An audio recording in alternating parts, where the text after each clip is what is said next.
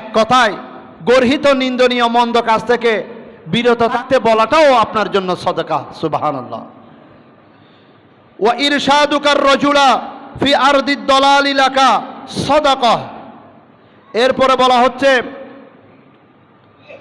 আমরা তো বিভিন্ন জায়গায় সফর করি, বা আমাদের গ্রামে গঞ্জে আত্মীয় স্বজন বা এরকম মানুষজন রাস্তাঘাটে চলাফেরা করে চলে আসে, তখন রাস্তাঘাট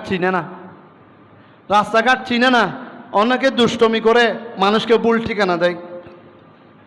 মানুষ যখন মানুষের কাছে জানতে চায় আমি অমুক জায়গায় যাব, এটা কোথায়, তখন অনেকে ঠাট্টা করে উল্টাপাল্টা বলে, মানে এই ব্যাপারটাকে হালকা মনে করে।